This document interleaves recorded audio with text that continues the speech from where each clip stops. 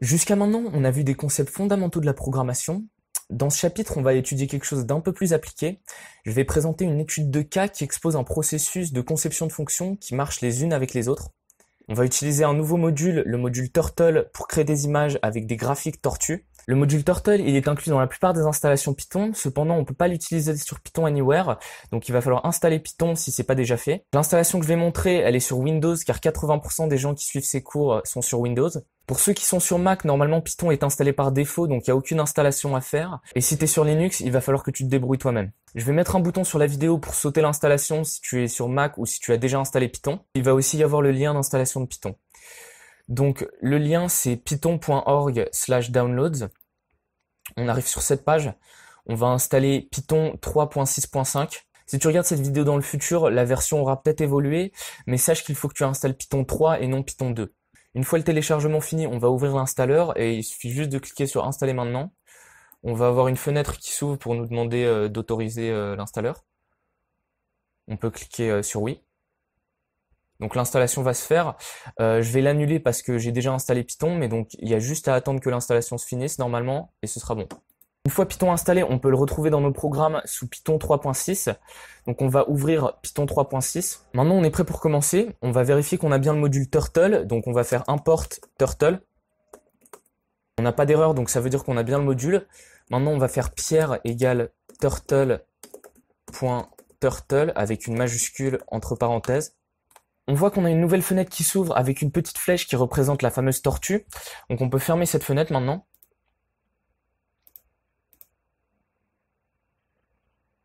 Maintenant, on va créer un nouveau fichier qui s'appelle monpolygone.py. Donc on peut faire un nouveau document texte et on le renomme juste monpolygone.py. Il va nous demander si on veut bien changer l'extension, on met oui. Et on peut voir qu'il y a le petit icône Python dessus parce qu'il est reconnu comme étant un script Python. Avec l'installation Python, on a également un programme qui s'appelle idle qui a été installé. Donc si on fait un clic droit sur le script, on a un bouton maintenant qui s'appelle modifier avec idle. On peut cliquer modifier avec idle. On a une nouvelle fenêtre qui s'ouvre où on va pouvoir écrire notre script. Dans ce script, on va taper le code suivant. Import turtle. Ensuite, Pierre égale turtle.turtle avec une majuscule entre parenthèses. Ensuite, print Pierre. Finalement, turtle.mainLoop entre parenthèses. Le module turtle avec un T minuscule nous donne une fonction turtle avec un T majuscule qui crée un objet turtle et on assigne cet objet turtle à une variable qu'on appelle Pierre. Ensuite, on affiche l'objet qui est stocké dans la variable Pierre. Finalement, l'instruction turtle.mainLoop va dire à la fenêtre d'attendre que l'utilisateur effectue une action. Cependant, dans ce cas, la seule action que l'utilisateur va pouvoir faire, c'est fermer la fenêtre. Donc on peut sauvegarder ce script et ensuite on peut l'exécuter en cliquant 2 fois dessus. Et donc, ça va nous ouvrir 2 fenêtres. Une fenêtre qui imprime l'objet Pierre et une fenêtre Turtle comme on l'a vu tout à l'heure. Donc on peut fermer cette fenêtre et ça va terminer le programme. Une fois qu'on a créé une tortue, on peut utiliser une méthode qui va la faire bouger sur la fenêtre. Une méthode, c'est similaire à une fonction, mais ça utilise une syntaxe un peu différente. Donc par exemple, pour faire avancer la tortue, on va faire pierre.fd entre parenthèses 100. Cette méthode fd, elle est associée avec l'objet qu'on a appelé Pierre. Donc appeler une méthode, c'est comme faire une demande. On demande à Pierre d'avancer.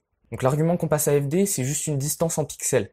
Les autres méthodes qu'on peut appeler sur un objet turtle comme Pierre, c'est bk, qui va faire reculer la tortue, lt, qui va la faire tourner à gauche, et rt, qui va la faire tourner à droite. Les arguments de lt et rt, ça va être des angles en degrés. Chaque tortue a également un crayon qui est soit en haut, soit en bas.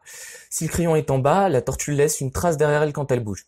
Les méthodes qu'on utilise pour dire à la tortue de lever ou de baisser son crayon sont pu et pd, qui sont des abréviations pour pen up et pen down, qui veulent dire crayon levé ou crayon en bas en anglais. Donc on va dessiner un angle droit avec la tortue. Pour ce faire, on va rajouter quelques instructions dans le programme. Il faut noter que toutes les instructions qu'on rajoute, elles doivent être au-dessus de turtle.mainLoop, qui doit être la dernière instruction dans le programme.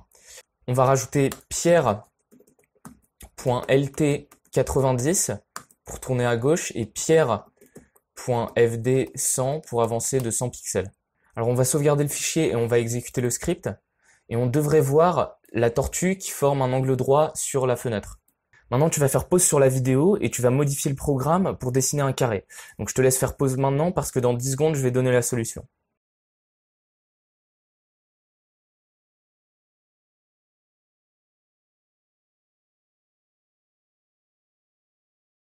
Donc il y a des chances que tu aies écrit quelque chose à peu près comme ça.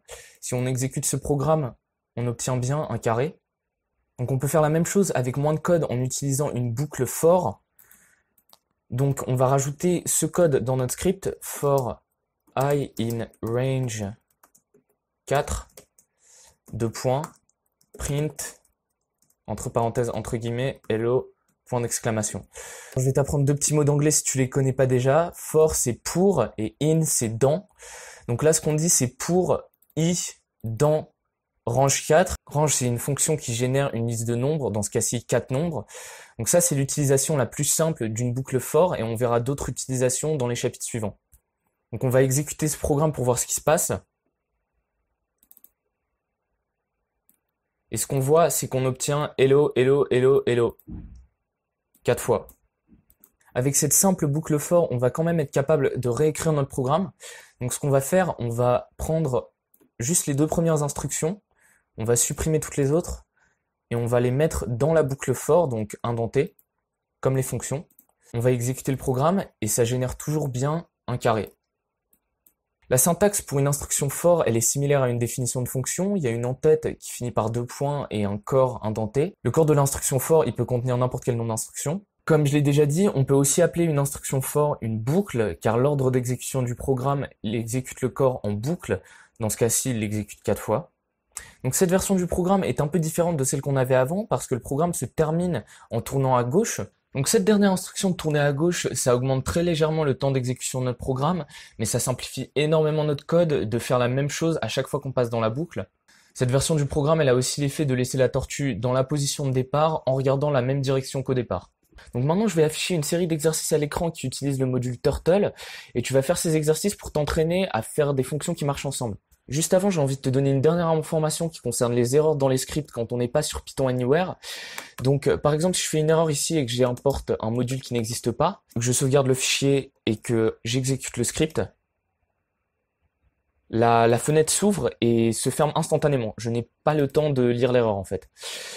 Et donc ça, c'est parce que on exécute le fichier Python s'exécute, il tombe sur une erreur et il termine. Et on n'a pas le temps de voir l'erreur. Pour exécuter le script et voir ce que c'est l'erreur, il va falloir qu'on ouvre un terminal et qu'on exécute le script depuis le terminal. Donc sur Windows, on fait ça en appuyant sur la touche Windows et R. Ça nous ouvre une fenêtre comme ça. Dedans, on va taper CMD, on va mettre OK, et ça va ouvrir une fenêtre comme ça, en terminal.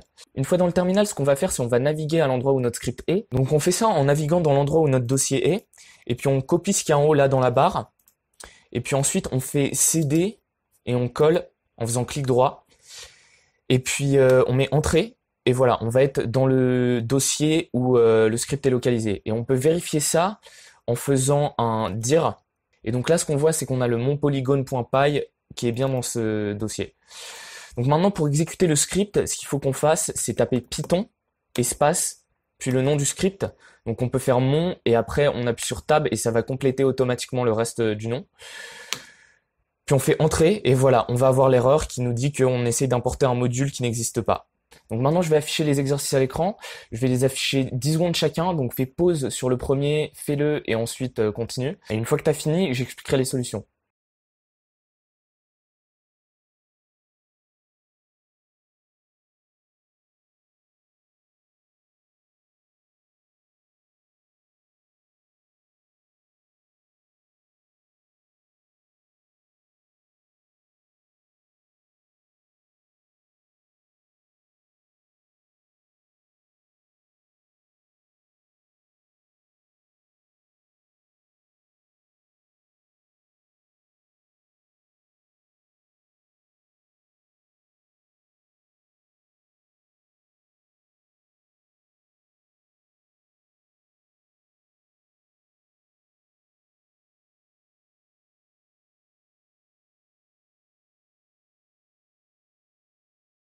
Le premier exercice, il demandait simplement de bouger le code qui dessine le carré dans une fonction. Donc voilà la solution.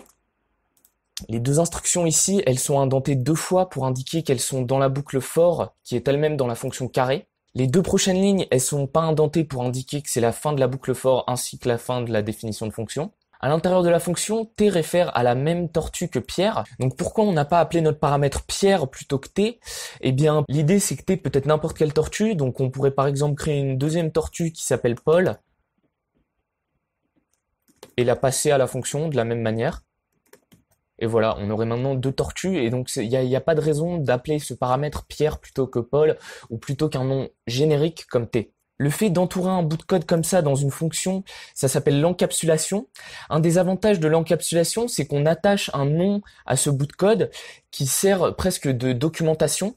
Un autre avantage, c'est que si on veut réutiliser le code comme on le fait ici, c'est plus concis d'appeler la fonction une deuxième fois plutôt que de faire un copier-coller de ce qu'il y a dans la fonction. La prochaine étape, c'était d'ajouter un paramètre longueur à carré, donc voilà la solution. Le fait d'ajouter un paramètre à une fonction, on appelle ça la généralisation, parce que ça permet une application plus générale de la fonction. Dans la version précédente, le carré, il était toujours de la même taille, alors que maintenant, il peut être de n'importe quelle taille. L'étape d'après, c'était aussi une généralisation, c'est-à-dire que la fonction polygone nous permet non seulement de dessiner des carrés, mais aussi des polygones réguliers avec n'importe quel nombre de côtés. Donc voilà la solution.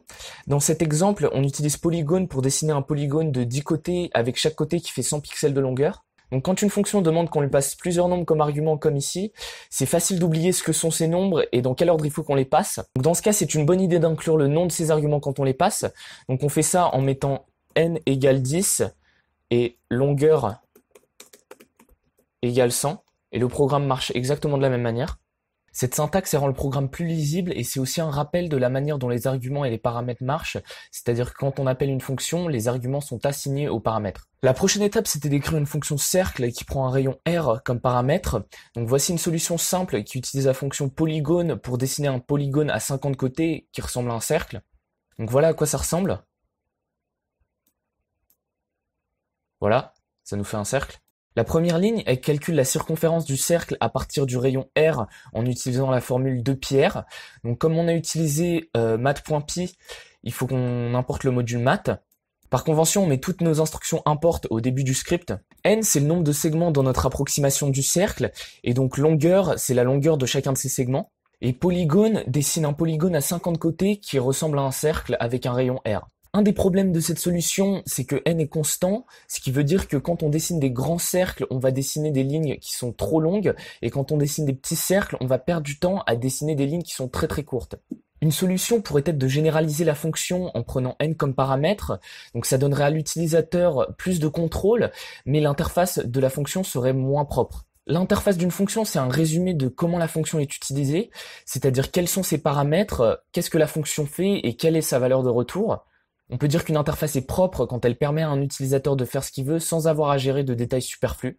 Dans cet exemple, R a sa place dans l'interface parce qu'il spécifie le cercle qui doit être dessiné. Cependant, N est moins approprié car ça concerne plus les détails de comment on va afficher le cercle. Plutôt que de compliquer l'interface, il vaut mieux choisir une valeur appropriée pour N en fonction de la circonférence. Donc on peut faire int, entre parenthèses, circonférence sur 3, plus 3. Maintenant, le nombre de segments va être un nombre entier qui va être à peu près circonférence sur 3. Donc la longueur de chacun des segments va être d'à peu près 3 pixels, ce qui est assez petit pour que les cercles soient bien, mais assez grand pour que ce soit efficace et acceptable pour n'importe quelle taille de cercle. Le fait d'ajouter 3, ça garantit aussi qu'on a au moins 3 côtés dans le polygone. Quand j'ai écrit la fonction cercle, j'ai pu réutiliser polygone parce qu'un polygone avec beaucoup de côtés, c'est une bonne approximation d'un cercle. Par contre, pour l'étape suivante, la fonction arc, c'est pas aussi simple. On peut pas utiliser polygone ou cercle pour dessiner un arc. Une alternative, c'est de commencer avec une copie de polygone et de le transformer en arc. Donc le résultat pourrait ressembler à quelque chose comme ça. Donc ça dessine bien un arc si on exécute le programme. C'est un arc qui fait 90 degrés. La deuxième moitié de cette fonction, elle ressemble à polygone, mais on ne peut pas utiliser polygone sans changer l'interface. On pourrait généraliser polygone pour prendre un angle comme quatrième argument, mais donc polygone ne dessinerait plus des polygones. Donc à la place, on va créer une nouvelle fonction qui s'appelle polyligne.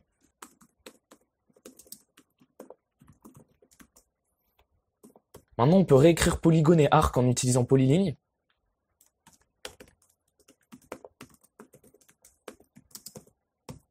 Et finalement, on peut réécrire cercle en utilisant arc.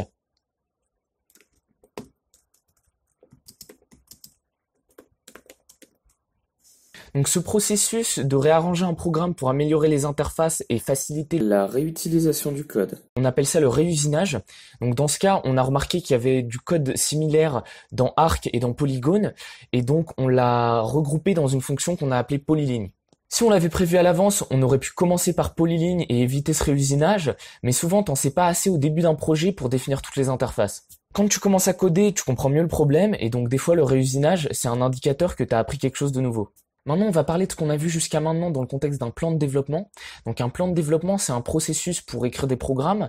Le processus qu'on a utilisé dans ce cas, on pourrait l'appeler encapsulation et généralisation. Donc les étapes de ce processus ont été: étape 1, commence par écrire un petit programme sans définition de fonction. Étape 2, une fois que le programme marche, identifie un bout cohérent du programme, encapsule-le dans une fonction et donne-lui un nom. Étape 3, généralise la fonction en ajoutant des paramètres appropriés. Étape 4, répète les étapes 1 à 3 jusqu'à ce que tu aies une collection de fonctions qui marche. Fais des copier-coller quand tu as besoin de réutiliser du code pour éviter d'avoir à retaper et redébugger. Et étape 5, cherche des opportunités d'améliorer le code en le réusinant. Par exemple, si tu as du code similaire à des endroits différents, pense à le bouger dans une fonction plus générale. Ce processus, il a des désavantages et on verra des alternatives plus tard, mais il est utile si au début tu ne sais pas comment diviser le programme en fonctions. Cette approche, elle te permet de concevoir le programme au fur et à mesure. Maintenant, on va voir comment on peut améliorer la lisibilité de notre programme. Donc un bon début, ce serait d'ajouter des docstrings. Donc une docstring, c'est une string au début d'une fonction qui explique l'interface. Doc, c'est le diminutif de documentation. Et donc je vais montrer un exemple. Je vais écrire une docstring pour polyligne. Par convention, toutes les docstrings utilisent des triples guillemets qui permettent de définir des strings multilignes. Je vais mettre dessine n segments de longueur avec angle, entre parenthèses, en degrés entre eux. Et puis on va rajouter T est une tortue. On va finir avec des triples guillemets. C'est une explication assez basique, mais ça contient les informations essentielles dont quelqu'un aurait besoin pour se servir de la fonction. Ça explique brièvement ce que la fonction fait, sans rentrer dans les détails de comment ça le fait. Ça explique aussi l'effet que chaque paramètre a sur le comportement de la fonction, et de quel type chaque paramètre devrait être si ce n'est pas évident. Écrire ce genre de documentation, c'est une partie importante de la conception d'interface. Une interface bien conçue, elle devrait être facile à expliquer. Si tu as du mal à expliquer une de tes fonctions, c'est peut-être que l'interface pourrait être améliorée. Au final, une interface, c'est comme un contrat entre une fonction et celui qui l'appelle. Donc celui qui appelle la fonction, il doit donner certains paramètres pour que la fonction effectue une certaine action. Par exemple, polyline demande 4 arguments.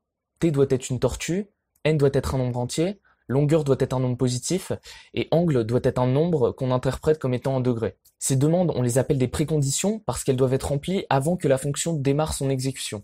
De la même manière, on appelle les conditions qui doivent être remplies à la fin de la fonction des post-conditions. Les post-conditions comprennent l'effet attendu de la fonction, comme dessiner des segments, et aussi tout autre effet secondaire, comme bouger la tortue ou faire d'autres changements.